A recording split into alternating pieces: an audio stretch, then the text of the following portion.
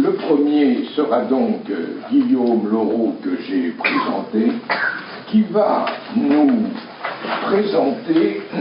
un travail de Philippe Déribarne que j'ai connu quand il était au CNRS et qu'il dirigeait les sciences sociales. Et c'est un frère, enfin, c'est pas un frère,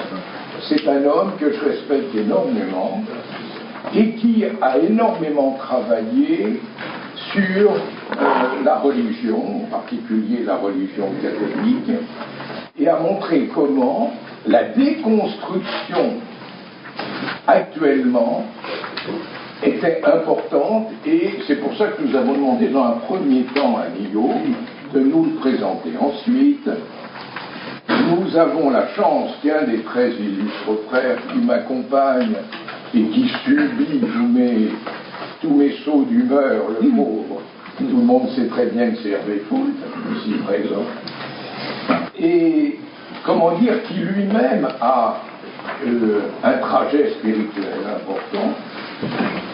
eh bien nous lui avons donné, à travers le judaïsme, 3 auteurs en quelque sorte, qui sont recensés dans ce livre que nous on lui a donné, de Marc Guitti, qui est justement le rapport avec l'autre. Le rapport avec l'autre, Buber, je tue, Lévinas, bien entendu, et enfin Simone Veil. Je ne parle pas de Simone Veil, la ministre, bien entendu, Simone Veil, W-E-I-L, qui a à la fois le rapport à l'autre, avec le rapport aussi avec le tout autre, mais aussi avec l'extérieur. Troisièmement, nous avons demandé à Jérémy Péluso, ici sur ma gauche, de lire un document particulièrement difficile qui s'appelle L'ordre du monde. L'ordre du monde, c'est comment, en définitive, réfléchir sur la base de notre rite, qui est une base platonicienne et néo-platonicienne. Et justement, Jean-François Mattei, encore là, ne nous trompons pas, c'est pas l'ancien ministre, c'est Jean-François Mattei, professeur, un des collègues que j'ai beaucoup apprécié à Nice, philosophe, bien entendu, qui était, puisqu'il est décédé il y a peu de temps, et était celui qui connaissait le mieux,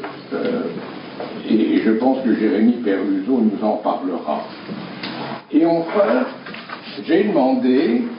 à celui qui n'est pas là, mais vous allez voir arriver, Antoine Badi, qui est déjà venu une première fois,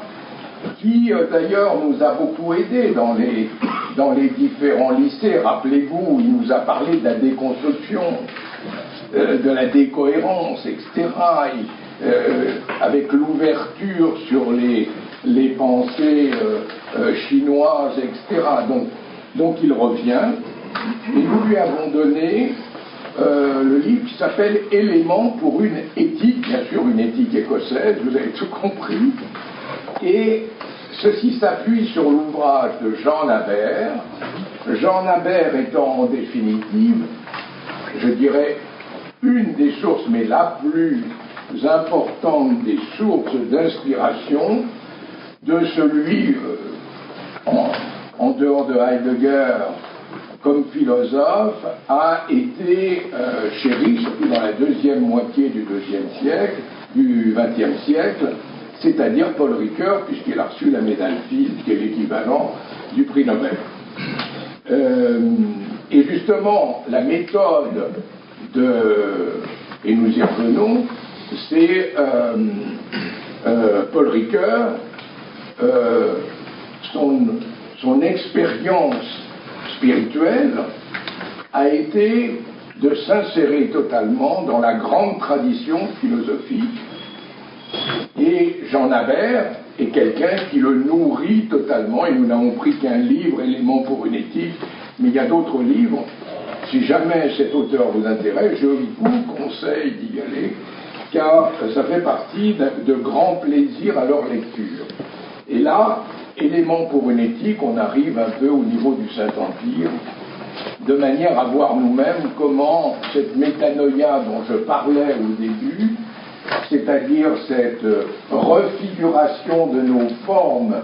telles que nous les travaillons par des expériences successives au niveau des différents degrés, eh bien comment nous sommes capables soit d'en parler et surtout de le vivre, bien entendu, puisque de toute manière c'est ce que nous faisons. Excusez-moi d'avoir été un peu long, comme d'habitude, on ne peut pas m'arrêter. Donc je vais donner la parole, si vous le voulez bien, et j'espère que tout le monde a bien compris quel est l'objet et comment nous nous situons tous, c'est-à-dire tous à égalité, dans un esprit de liberté, de compréhension par rapport à l'être, par rapport aux formes, par rapport au non-être, qui sont tous des mots, et des mots malheureusement qui ne nous parlent pas trop, parce que justement ils parlent d'indicibles. Et il ne faut surtout pas croire, il n'y a rien de pire que de voir le rituel et d'aller, comme on va tout le temps dans une liturgie non pensée, eh bien, nous devons en définitive à chaque fois, et c'est là tout l'intérêt du lycée, de nous aiguillonner, y compris pour des travaux personnels, qui peuvent aider par rapport aux planches, pas la peine de reprendre tout le temps la même chose, etc., ou du moins peut-être de le reprendre d'une autre manière. Donc en deux mots, c'est une véritable nourriture que nous avons, et c'est pour ça que nous l'avons appelé un saut vers l'indicible. Donc si quelqu'un tombe en ayant fait le saut, ne vous inquiétez pas, on est tous là, on est tous ensemble, puisque nous sommes le tout, et le tout n'est composé, et surtout est composé de toutes les parties. C'est-à-dire vous êtes absolument indispensable, et c'est ce que nous allons vivre.